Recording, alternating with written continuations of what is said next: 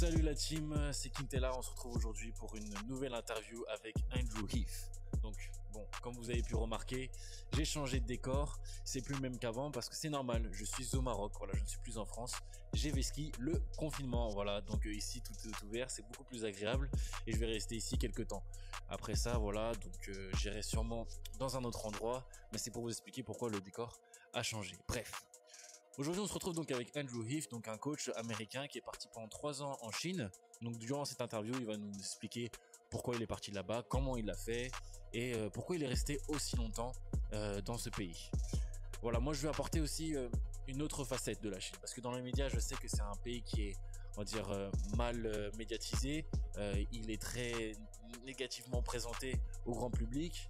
Alors c'est vrai, voilà, hein, les Ouïghours c'est lamentable, le non-respect des droits de l'homme c'est quelque chose que je condamne, mais bien sûr je voulais aussi présenter une autre facette de ce pays parce que dans le sport c'est un grand pays du sport. Chaque année au JO ils sont dans les 2-3 au classement des médailles d'or, et dans le basket c'est un grand pays du basket, il y a beaucoup de fans de basket et ils sont vraiment très impliqués. Donc Andrew Heath va nous raconter tout ça. Si tu aimes la change, si tu as vraiment aimé les questions que je lui ai posées et ce que tu as découvert par rapport à la Chine et au basket, à la fin de la vidéo, abonne-toi. Parce que aujourd'hui on est 440 et franchement ça me fait super plaisir. Chaque abonné, ça me fait plaisir, ça veut dire qu'une personne suit ce que je fais et essaye vraiment de rentrer dans l'univers de ma chaîne. Bientôt va sortir donc le Game Breaker 3. Je vous donne un indice, c'est un joueur qui aime le soleil. Voilà, ça sera tout. Je vous laisse regarder la vidéo. N'hésitez pas à mettre des commentaires si vous avez des questions par rapport à Andrew Heath, j'y répondrai. Et d'ici là, bah voilà, take care. Et j'espère que pour vous, le confinement en France sera bientôt terminé. See you! Hi Andrew, how are you today? I'm good, man. How you doing? I'm good. So, guys, so this is Andrew Heath. He's from California. Actually, it's 7 p.m. Out there, so I really want to thank you for that. So, guys, he played in China. He was coaching there also. So we're going to talk about the whole journey there. But before, I want you to introduce to the French people and give us a little bit about yourself. Yeah, no, I appreciate you having me on, man. I know it's a little early over here, but I'm glad we can get it in real quick. So yeah, currently living out in Oakland, California. Been here about 3 years. Prior to this, I was living in Beijing, China for about 3 years as well. Working for the NBA basketball club, and then I was playing for a team called the Beijing Panthers. We competed in wild ball leagues throughout China. And now here in the States, I do coaching through my own company called Andrews Basketball, and I have another company I co-founded with a friend called Voit Books. Great. And so let's start from the beginning of your journey, I guess. So you after graduating from college, you had the intention to go to China directly? It was something that was in your card, or it was something that just happened on the flight like that? It was kind of random, actually. Yeah, I just finished getting my master's in forest management, and I'm kind of looking for some jobs. I had a few interviews with the WNBA, one with New York Liberty, and another with their Players Association. Unfortunately, nothing came through, so I was just kind of scrambling for the next gig. I was looking kind of everywhere. I'd help guys contracts playing overseas, but I myself had never been anywhere or done anything like that. So I was like, I should do something similar.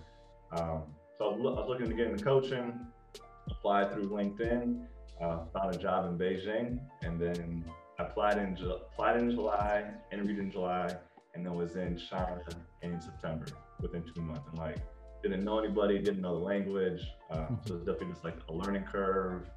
So super happy I did it though. Like definitely a life-changing experience. So to guide us a little bit through like the timeline, can you give us like the time around that moment? Yeah. So it was 2015. Yeah, okay. 2015. Just finished school.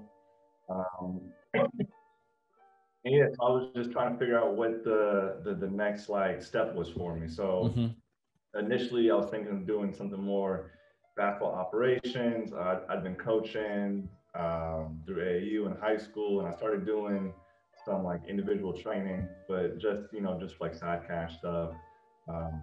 And I'm still trying to maybe like get like entry level somewhere with the WNBA or NBA. Um, yeah, so I was actually looking at a bunch of different countries for China, for obvious reasons like language barrier and stuff like that. So I was looking, England, Australia, Canada, a bunch of different places. Found some good leads, but a lot of the spots were requiring like visa sponsorship and stuff. I, at the time, just couldn't provide that. Interviewed initially with this company in Beijing called Showan Basketball Academy. And so I got the job, flew out, and then started coaching with them. And then within my like first couple months of being in China, that's when I got introduced to the Wild Ball League and like playing basketball over there. And then also made some connections with some NBA people and started working with NBA Basketball Club. And I did that the remainder of my time there. And so I was there from 2015 to 2018. Yeah, and then came back. It was pretty cool. I know we're talking offline a little bit. Yao Ming was technically my boss, so got to meet his family, got to meet his daughter.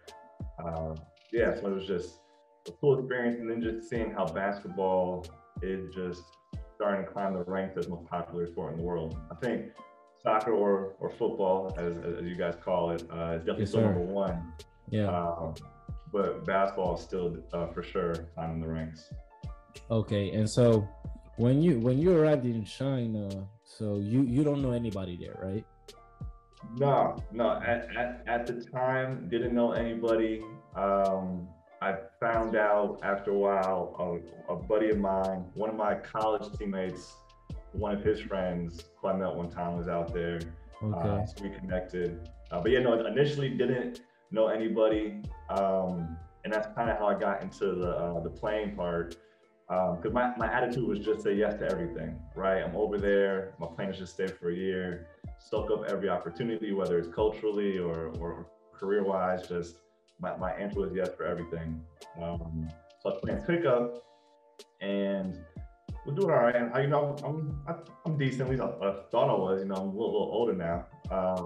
Playing pickup, did all right. And a few guys were like, oh, like you should play in some leagues out here.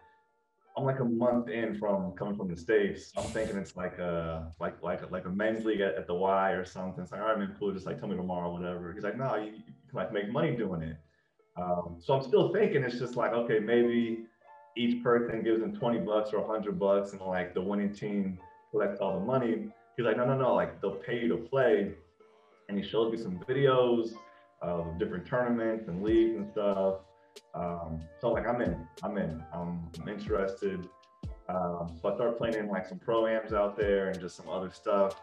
I get connected with one of my like very good friends now. His name's Natural.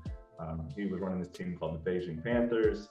So started playing for them, and yeah, it's this crazy league where a lot of the tournaments and games are put on by wealthy China businessmen. And the format is usually they'll have a bunch of like local teams, local China teams. Then they'll have like one or two like foreign teams where either it'll be like a mixture of Chinese players and foreign players, or just like a straight, just like all foreign team. And kind of just seeing who's the best. And some guys were, making a living off of that. They might be playing in Greece or Spain for a season, come to China, do that for 3-4 months. Some guys were doing it year round. There are a lot of guys like me who were doing it kind of half, and then also half like coaching. So it kind of worked out for me. I was able to play in a lot of these games and tournaments, fly around the country, but then also on the weekends, go coach for the NBA. So for me, I was loving it. It was kind of like a childhood dream come true. We're shooting commercials. There's like billboards around the city, signing autographs, all that stuff, playing like packed arenas. And then that's where you kind of like get the scope of how big the country is and how popular the sport is. So they'll fly us to like second or third tier cities, and as you're going there, someone's telling you like, oh, like this is a small city or a small town, but to them, small is like 8 million. You know, it's like, oh, this is a third tier small city.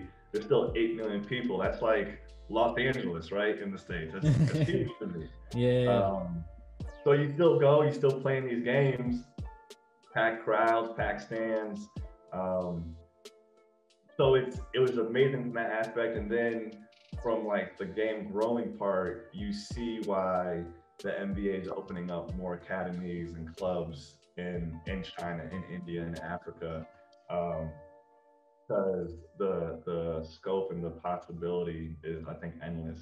And like we were talking offline, if there's a possibility to get the next Yao Ming from China, or to get the next Stuck from India or Africa, all you need is just one player, and then you can open up more schools. You can sell merchandise.